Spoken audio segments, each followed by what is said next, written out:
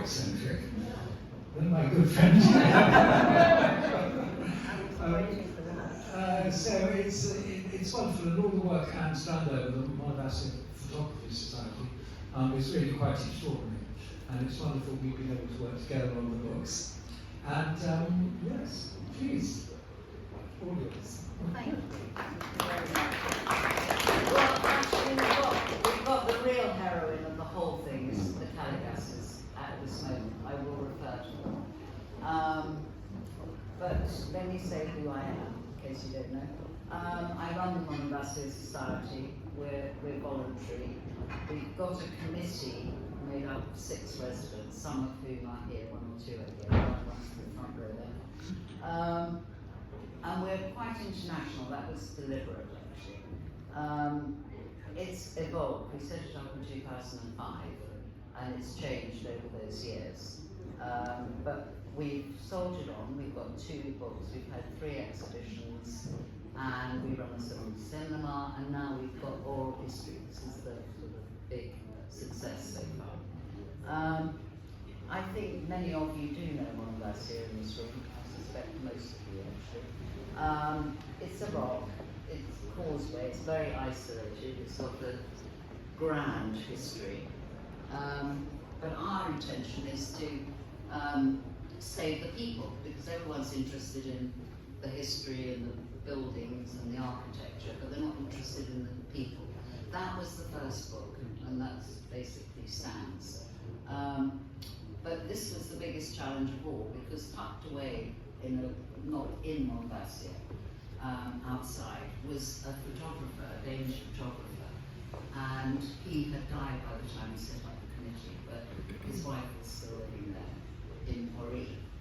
And we knew of one photograph that he'd taken that had won an award at the BBC International World Service International Award for Photography, and he got the first prize in 1985, and he got a Canon camera, and he'd arrived there in 1966, I think, the first time, and his daughter is over there somewhere, Liz Rasmussen, with a camera, and I wanted to know how to describe him, and I wanted to say he was basically a hippie. We discussed what he was and how he was defined. I agree. You agree? Global traveller or hippie. And he settled down, you see, had children. But the magic about him was that he had a camera, not a major camera, but just a camera. And it was in such an isolated place that actually, being 1966, it was coming into the modern world. It was very isolated, but the government was about to be a military regime, but they needed photographs, they needed ID, they needed passports if they wanted to leave, which a lot of them did.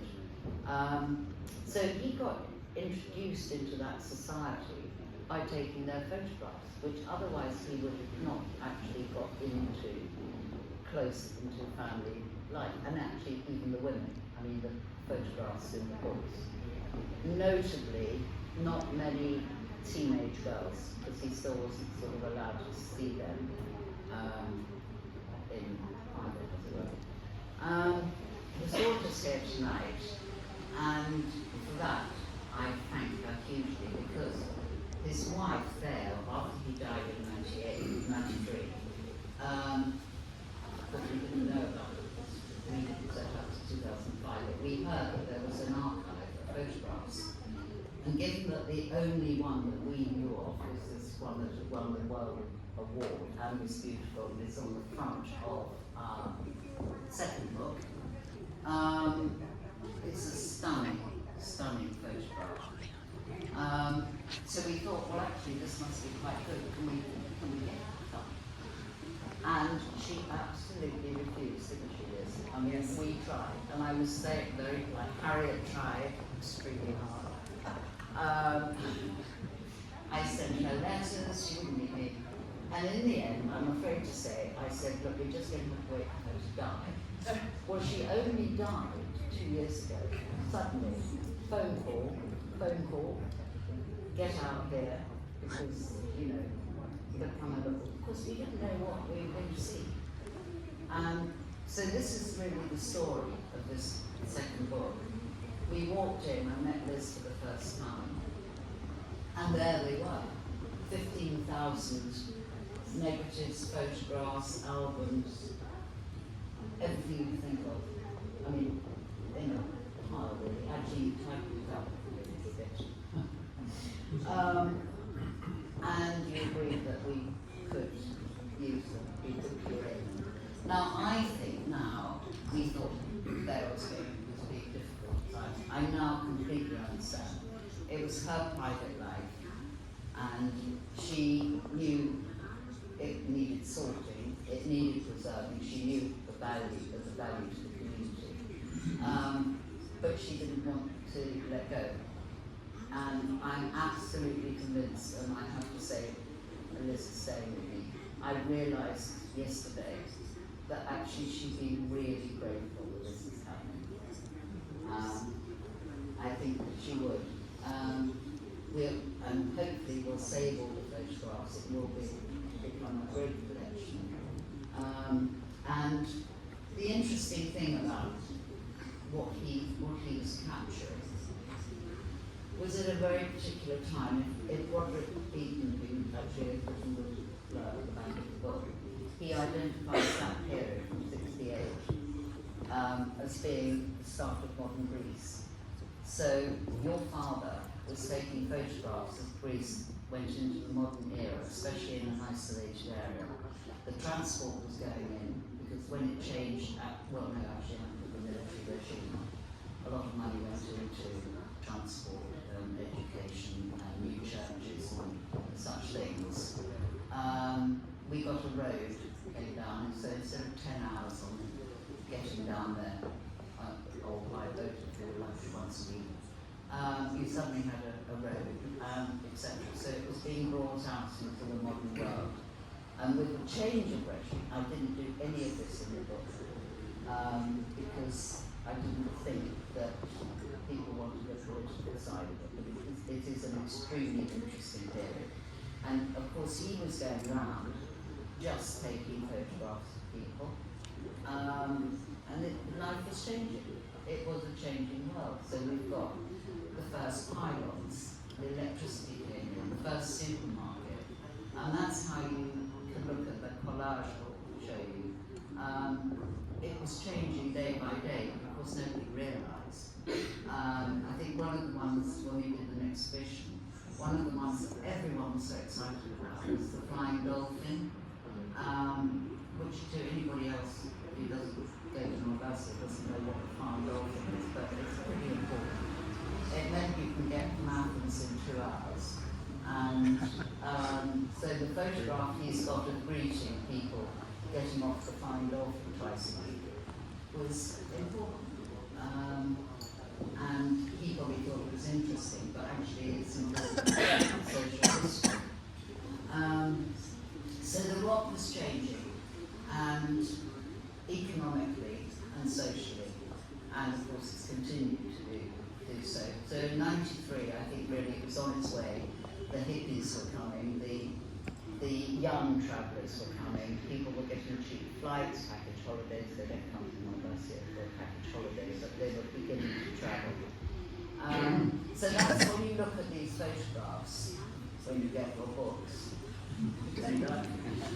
you'll see, those are the things to look for, the economic, social change.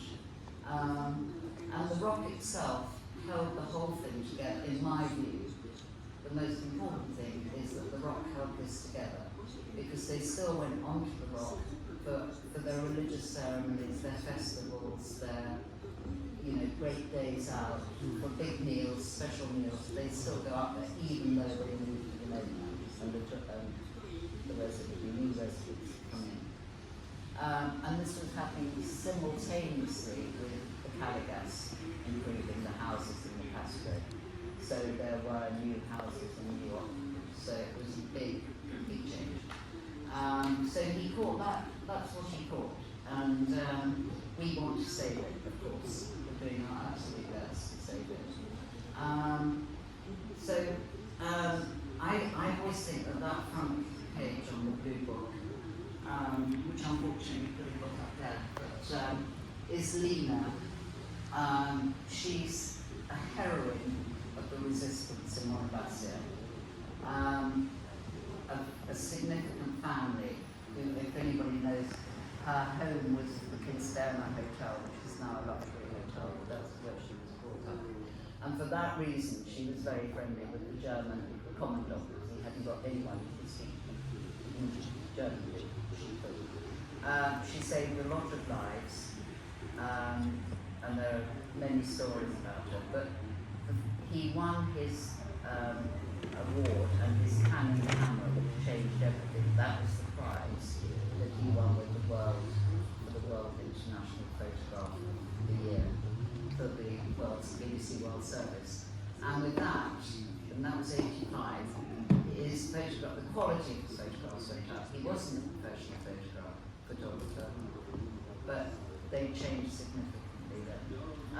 But that photograph says to me, the competition was called Home, and it was for international photographers who listen to the World Service, I suppose. And he entitled it Memories. I think that sort of says it all, home memories, and people do feel as if they belong in this place. And it needs to be saved, and that's the reason that we do what we do. So I can only say thank you to, well, Ian and everybody at the Incon. It's like that, this time, but we don't really mind. We don't mind. Actually, we've sold an enormous amount in Greece this summer because we launched it in Greece. We really, really, really well.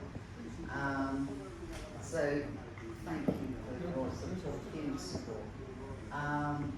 The organisers start thanking everybody, but there's so many people that have helped, and even people that have popped out of the woodwork in the last couple of weeks and done this wonderful collage, for example. It generates a lot of goodwill. Something about Monemvasia. People have been extremely helpful. And I have to thank Harry Bridgman, who keeps pushing me, and tried very hard to introduce me to Claire. That you pushed right from the beginning to get the photographer, to get her archive. So Yes, that went on. Here we are. You've been really fantastic, and to so many people too. Thank you, thank you. And as I say, Liz is here tonight, which is the greatest thank you of all. So, and we're having such a good time. So thank you very much. I've got one remaining thing, which is I'm saying thank you to Harriet for all she's done for us. But it's quite a special night because Robin, her husband, is 94 today, and he's got to rush off to his birthday party. And as if this isn't enough, and I think we've got something for you. I mean, you don't have to sing, don't worry.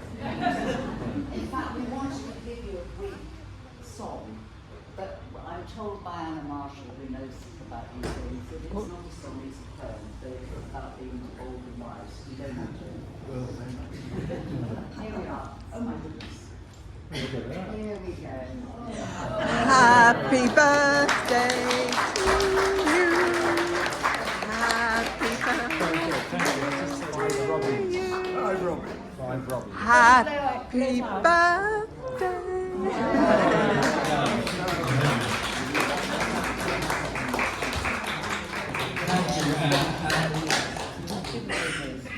Just to say, probably embarrassingly, the books are still in transit, and I'm expecting to arrive any moment. But if you need to leave your